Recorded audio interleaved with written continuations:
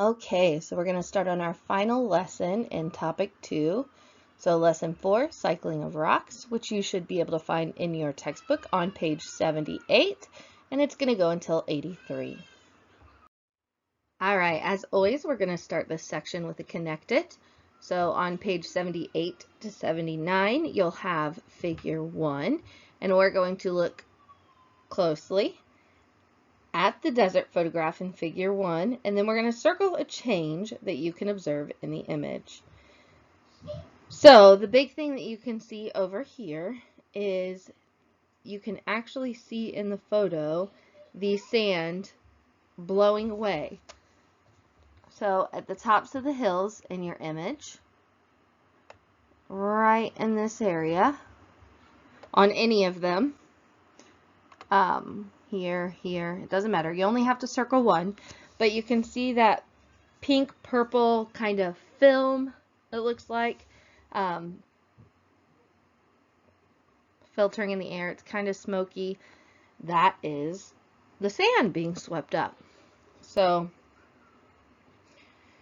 what change did you observe and what agent is causing the change? That's going to be sediment is moving, and then the wind is moving the sediment. So what rock forming processes are taking place? In this, erosion and deposition of sediment by wind is what we are seeing. The cycling of Earth's materials. The rock and Earth's crust is always changing. The rock cycle is the series of processes that occur on Earth's surface and in the crust and mantle that slowly change rocks from one kind to another. So how is each type of rock formed, and how do they change from one rock to another? So this graphic over here is a really good representation of that. It shows the 3 different rock forms that we have: igneous rock, metamorphic rock, and sedimentary rock. And it shows with what, in what direction they can become different things. So we'll start at the top with the igneous rock, go around to the right. So through weathering and erosion, igneous rock becomes sediment, which with compaction and cementation then becomes sedimentary rock. If you have heat and pressure applied to your sedimentary rock, it can then become metamorphic rock. And then if the metamorphic rock goes through weathering and erosion, it becomes sediment. And then if compaction and cementation happens again, it'll go back to sedimentary rock. And that cycle can just repeat over and over again. So then if you have your metamorphic rock and it melts, it'll form magma, which is then cooled, and that becomes igneous rock. And then igneous rock can also melt into magma. So then if igneous rock has heat and a pressure applied to it, that can also become metamorphic rock. So through time and through different circumstances, all of them form into each other, and they all work in consistent ways to change and become each different variation. All right, so the flow of energy in the rock cycle. There are many pathways by which rocks move through the rock cycle. This is a cycle, so it can repeat over and over and over and over again. Very similar to the water cycle. So we're going to look at figure 2, which is Granite Mountain. So this formed millions of years ago under Earth's crust as magma cooled. Then through convergent boundaries, pushing together, forced the rock upward, which then created Granite Mountain. So we're going to go ahead and do the little workbook activity assigned with this. So Granite Mountain, figure 2. Processes in the rock cycle change the granite in Granite Mountain. We're going to circle the words that best complete the sentences. So the leaves or roots of the trees on the mountain cause withering or erosion of the granite. Erosion or deposition by streams transport sediment away. And the correct reading should be, the roots of the trees on the mountain cause weathering of the granite. Erosion by streams transports sediment away. Our reason quantitativity. How long will it most likely take for processes in the rock cycle to change most of Granite Mountain into sediment? And we're going to check the box next to the correct answer of less than 1 million years, 1 million years, or 10 million years or more. And of course, it's going to take about 10 million years or more. So once the mountain is formed, forces of nature start to tear it back down. The forces that break down rock and turn it into sediment are going to be weathering and erosion. So next, over millions of years, layers of sediment build up on the ocean floor. The weight of the sediments would physically compact the sediment together. Then calcite that is dissolved in the ocean water would cement the particles together. More time allows this once mountain to be the sediments in sandstone. More time allows the sediments to build up and bury the sandstone. Moving plates can push the sandstone even further underground. So the extreme pressure underground then can deform the rocks by causing physical and chemical changes.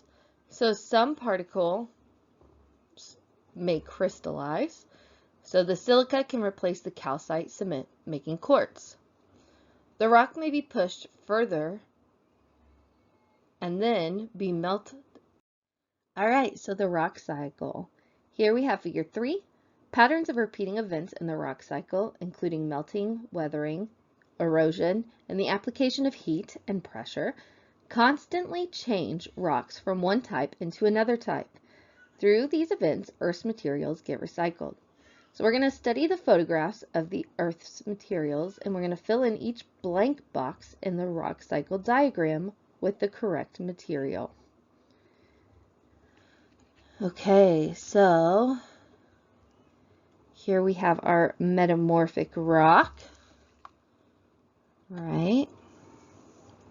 And we are going to put the metamorphic rock down here. Okay, so our next one is sediment. And sediment is between, it's the breaking here before we get to sedimentary rock. All right, so magma and lava, that goes here because it has to do with the melting. And then volcanic activity. Let's see, sedimentary rock, we already know goes right here. And last but not least, we have our igneous rock, which is going to go right here. Now we're going to study the diagram, then label each arrow with the correct term: melting, weathering and erosion, heat and pressure, volcanic activity, or deposition. All right, so here we have our volcanic activity, right? And that's where our magma turned into the igneous rock. So then if the igneous rock then melts back, we're going to have magma and lava again. So right here we need to write, all right, right here we should have melting. Igneous rock can become metamorphic rock through the addition of heat and pressure. So right here we need to write heat and pressure. Metamorphic rock can turn back into sedimentary rock or sediment. It's going to turn back into sediment, which then becomes sedimentary rock, through weathering and erosion. And then sedimentary rock also goes back into sediment through weathering and erosion. sedimentary rock melts to become magma and lava. So melting should be right here. And that should cover all of our bases. Plate tectonics in the rock cycle. The rock cycle is driven in part by plate tectonics. These plates move due to convection currents. As the plates move, they carry the contents of rock with them. Plate movements help drive the rock cycle by helping to form magma. When ocean floor moves, magma fills the gap with new igneous rock. The constant buildup from this magma cooling can result in a volcano and lots of igneous rock. Plates colliding together can also form sedimentary rock. The plates can push rock upwards, creating mountains. When weathering and erosion take part of the mountain away, these sediments will be the next sedimentary rock. Also, rocks can be pushed down deeper to then create the metamorphic rock. The cycling of Earth's materials. So when material moves through the system, the material is not lost nor gained. Instead, it changes form and gets recycled. For example, basalt that forms from hardened lava can weather and erode to form sediment. The sediment can eventually form new rock. Okay, so before we get into our lesson check, we're going to go ahead and do this model it. So the modeling, the cycling of rock material. So new rock forms from erupting lava where two plates move apart on the ocean floor, as shown in the image.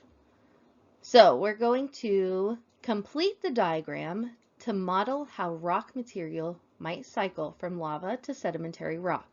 We're going to draw and label 3 or more possible events in this pattern of change in the rock cycle. So, one thing that we could show is uplift and mountain building, which we talked a lot with the granite mountain. We could also show weathering and erosion of sediment, which is shown with the sand dunes. And then we can do deposition, compaction, and cementation to form sedimentary rock. And all of those are similar things to what you guys have done with your rock cycle comic that you had done previously. Okay, now that we've gone through the workbook and done most of the activities, if not all of them, we're going to go ahead and do our lesson 4 check. So our first question, what processes can recycle sedimentary rock into sediment? And this can happen through uplifting to the surface, weathering, and erosion. Next, we want to describe a process that happens again and again in the rock cycle. A very good example of this is heat and pressure change igneous rock into metamorphic rock. Explain why the change from metamorphic rock to magma almost always occurs below Earth's surface. And this happens because extreme heat is needed to melt rock to form magma, and this heat occurs deep below the surface rather than on the surface. All right, do you think that plate tectonics plays a major or minor role in the rock cycle? Explain your answer. Well, plate tectonics plays a major role. Moving plates help drive the rock cycle by helping to form magma. Without magma, there would not be any igneous rocks. Now to describe 2 different ways that sedimentary rock can become igneous rock. So sedimentary rock can melt to form magma that cools and hardens and forms igneous rock.